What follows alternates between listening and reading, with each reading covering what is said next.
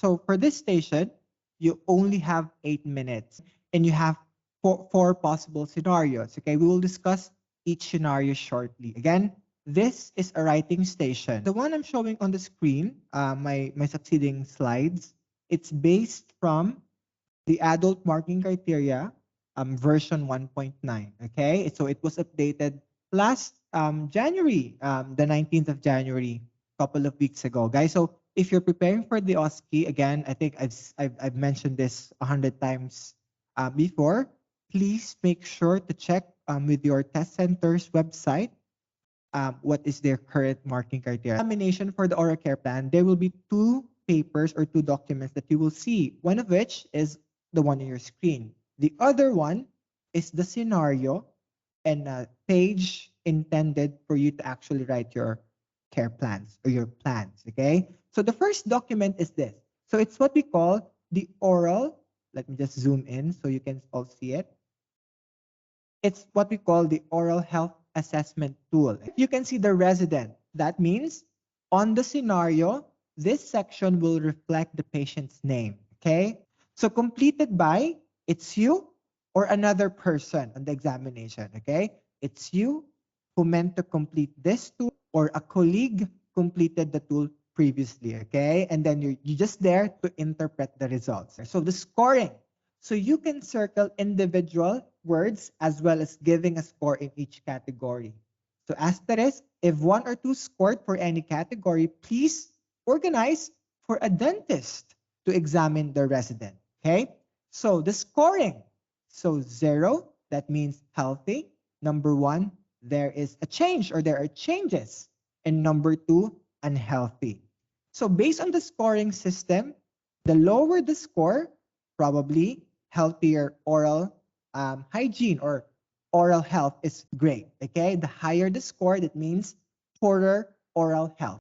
And in here, on our diagram, how many aspects are we actually assessing? So we have the lips, dental pain. Is it a natural teeth or not? That means it's referring to a denture. What else? Oral cleanliness, denture, yes or no? Saliva, tongue, gums, and tissues. So how many? So 1, 2, 3, 4, 5, 6, 7, 8. So there are 8 criteria we're assessing for oral hygiene. We have the scoring. So let's give an example. Let's say for oral cleanliness. Clean and no food particles or tartar in mouth or denture. The patient or the resident will score 0. 1, food particles, tartar, or plaque in 1 to 2 areas of the mouth or on a small area of dentures or halitosis, or of course we know halitosis as bad breath. That is 1. And the patient will score 2 or the resident will score 2 if food particles, tartar, or plaque in most areas of the mouth or on most of dentures or severe halitosis, okay, or bad breath. Okay, so that is the scoring system. The scoring will be the same with other parts of the criteria. On the examination, you will see scores. And you see the white circles, yeah? On the examination, you will see numbers in there. So as low as 0, the highest will be 2. And at the bottom, you will see a total score. Okay, again, like what discussed earlier, the lower score, great or good oral health. The higher the score, bad oral health, okay, or oral hygiene. Okay, so it says here, what are the things that you need to do if the patient scored high? So number 1 is organize for resident to have a dental examination by a dentist. Resident and or family or guardian refuses dental treatment. Complete oral hygiene care plan and start oral hygiene care interventions for the resident. And of course, review this resident oral health care on date. So on the examination, you will see a total score, okay? If the total is not there, you have to total the score. But again, most likely on the examination, it's been completed. This will serve as your reference and then complete a care plan, okay? Are we all following? Again, there will be a scenario and then based on the score, based on this assessment, you will create a care plan, okay? The things written on the marking criteria are the answer, yes. Your first task is to identify what scenario that is. So there are 4 possible scenarios. You will be given a random scenario out of 4. So 1 out of 4 only, okay? Because of course, it's impossible for you to write 4 in 8 minutes. Let's dive in, or let's discuss the actual scenarios. The marking criteria a couple of months ago has names. Yeah, I don't know, have you seen the old marking criteria for oral care plan? It has names. But now, on the new marking criteria, they remove the names. All right. So the first criteria on the examination, handwriting is clear and legible. Do I need to explain it? We all know this, yeah? Again, please improve your handwriting, and please be mindful of your handwriting on the examination. And again, documentation is a must, yeah? If you see your name there, if you have to put your name, if you have to put your signature, the date, the time, of course, fill out those spaces or anything required of you on the examination. Okay, again, if you fail to put like a date and time, again, if it's required only, that might result to a fail. If there's none, there's none. Okay. Again, number 2, ensure that strike through errors and retain legibility. If again on the examination, based on the marking criteria, you only need to put a strike through. Number 3, recommends specific action to be taken depending on the scenario. So for number 3, there are 4 sub criteria. It's your 3A, 3B, 3C, and 3D. So that means you will be given 1 out of 4 scenario. Let's start on the first scenario. So on the new marking criteria, this particular scenario, she is now called patient A. Yeah? If you have the copy of the old marking criteria, this patient was called CERYS Jones. Okay? And we all know that this is a critical care scenario. Okay? It's a critical care scenario. And the name of the patient is CERYS Jones. Emer, will that still be the patient on the examination? We don't know. Okay? We don't know. But then again, I'm just leaving the CERYS Jones here for reference. But again, on the new marking criteria, the patient is now called patient A. Probably they remove her name, so you won't just rely on the name. They remove her name, so you won't know that that scenario refers to a critical care scenario. Okay, we need to like write the answer word per word. No, okay? You can rephrase it, you can paraphrase it, but the most important thing is that each thought of the criteria is there. Okay, each thought, the major point of the criteria is there. So these are the answers on the examination. So on your current marking criteria, there are 6 possible answers. And at the bottom of each criteria, it says there, to achieve full marks, the candidate needs to identify a minimum of 6 aspects of care. For partial marks, the candidate needs to identify a minimum of 3 aspects of care. So basically, you need to put 6 for you to pass. If you only put 3, you will fail. Okay? That's the easiest way of saying it. Again, to pass, you need to put 6, at least 6. If you want to fail, if you're only putting 5, 4, 3, 2, 1, that's a fail on the examination. Okay? So there are 6 possible answers. But again, it says on number 7, you can add.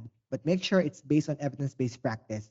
So number 1 is twice daily teeth cleaning with soft, compact headed toothbrush or a suction toothbrush. Okay, so that is one of our answers on the examination. Number 2, twice daily chlorhexidine mouthwash to reduce the risk of ventilator-associated pneumonia. So based on number 2, we can predict the scenario. The patient is ventilated. Okay, so the patient is in a critical environment and the patient is ventilated. That's why there is number 2 talks about ventilator-associated pneumonia. Okay. Next is number 3. You have to apply oral moisturizer to the oral mucosa and lip balm to the lips every 2 to 4 hours. It might cause, of course, dryness of the lips of the oral mucosa. That might cause the cracking. It might lead to ulcers. And of course, if there is a portal of entry, that will lead to infection in the long term. Number 4, so you have to minimize traumatic ulceration caused by endotracheal tubes by using specifically designed fasteners and bite block and alternating tubing from side to side. In the UK, we have what you call, sorry, I don't have it on the screen. If you Google it, if you search endotracheal tubes design fasteners, it's here. It's meant to secure endotracheal tubes, yeah? And it says there, alternating the tube from side to side. Your responsibility as a nurse is to assess the skin integrity of the patient, okay? Because again, that may lead to pressure ulcers. So number 5 is use suction to prevent aspiration as required, okay? So use suction as required. And number 6, identify the need for regular assessment every 8 hours, okay? So number 6 is self-explanatory. So it says here, we need to check the patient's oral health or oral hygiene every 8 hours, okay? And number 7, and the candidate identify an aspect of care that is relevant and evidence-based in addition to the list above. So on this criteria, or for 3A, you are already given 6 possible answers. So number 7 is telling us that we can add, but then again, it should be relevant on the scenario, and it should be relevant. It should be current practice and evidence-based practice. Let's move on to the next one. So the next scenario is for criteria 3B. This particular scenario was previously named LUCA SAUNDERS. Okay, this scenario is about learning and physical disability scenario. So now on the new marking criteria, this scenario is now called patient B. Emer, before I proceed, you keep mentioning about care plan. Is the care plan on this station similar with the planning station? No. Okay, it's not similar. There's no aim on this particular station. Yeah, there is no aim. There is no reevaluation date. None of those are existent for this particular station, just the interventions. So for 3B, LUCA Saunders again. Number 1 is twice daily teeth cleaning with soft, compact headed toothbrush or electric toothbrush. If you think about it, this 3B is similar with the first one. The only difference is it says here electric toothbrush. Okay? Because try to think a person with learning disability, with physical disability, they might need an electric toothbrush for their oral care. Yeah? So that's your number 1. Number 2, you have to encourage self-care using a foam handle to assist with holding a toothbrush and pump action toothpaste. Okay? For this particular scenario, we are promoting independence. Yeah? Not because the patient has learning disability, not because the patient has physical disability, they cannot function on their own. Yeah? Definitely, they can still do it on their own, but we need to support them based on the marking criteria. That's why, number 1, electric toothbrush. Number 2, make sure it's foam handle. Why? Probably for better grip. Okay? For them to be able to handle the toothbrush easier. Number 3, regular oral mouth cleaning, swabbing, hydration. Ice chips or sips of water throughout the day. Okay, so number 3, you think about hydration. So the answers are, of course, ice chips or sips of water throughout the day. Number 4, the only thing that you have to remember is, of course, mouthwash. Okay, mouthwash. Number 5 is keep lips clean and moist using moisturizer and lip balm. Similar with your first scenario, of course, we need some moisturizer to prevent cracking of the lips. Number 6, regular wiping of the face to minimize moisture on skin and use of moisturizing barrier cream on lower jaw to protect skin from drooling. So probably one of the problems of this particular scenario is the person or the patient keeps on drooling. Okay, so to protect the skin, regular wiping is needed. And of course, you have to put a barrier cream. And that is number 7. You have to, any other intervention that you could possibly identify for this particular scenario. Think about it. Some of the criteria are just repeating. Okay, you're just probably changing some words. You're probably just adding some stuff. So similar with the first one, you need to identify 6 or you have to write 6 to pass this station. Okay, less than 6 you will receive a failed mark. Okay, that is your second scenario. Next scenario is Mr. Patient C. Okay, again, in the old marking criteria, this particular scenario was named Michael Watts. We don't know if it will still be the same name on your examination. On the previous marking criteria, it was stated there that this scenario is about cancer treatment. So number 1. So twice daily teeth cleaning with soft toothbrush if able to tolerate. It's kind of similar with the first two. Okay, it's kind of similar with the first two. Number 2, twice daily chlorhexidine mouthwash if able to tolerate. Okay. Number 3, regular oral cleaning, hydration, ice chips or sips of water throughout the day. So number 3 is this one is kind of similar with the previous scenario. So again, some items here are actually just repeating. Number 4 is your mouthwash. Again, similar with the previous scenario, mouthwash is also present. Number 5 is to apply oral moisturizer to the oral mucosa and lip balm to the lips every 2 to 4 hours. If you think about this, this particular number 5 is similar with the first two scenarios. Yeah. All scenario talks about oral moisturizer. Okay. So try to think. 3 out of 4 so far, moisturizer. Okay. Number 6. Oh, where are we now? Number 6, use of artificial saliva. And number 4, offers analgesia. As we know that this patient is a cancer treatment scenario. Okay, a cancer treatment scenario. Let's try to imagine a patient with end-stage cancer. Probably they need some analgesia. This particular task might be painful for them. Okay, this particular task, cleaning their teeth, might be painful. Okay, that's why you might need to offer analgesia on the scenario. Number 8, identify the need for 8-hourly reassessment. So if you think about it, number 8 is also present on the first scenario. Okay, 8-hourly monitoring or reassessment or reevaluation of the patient's oral health. And of course, number 9, any other stuff that you want to add.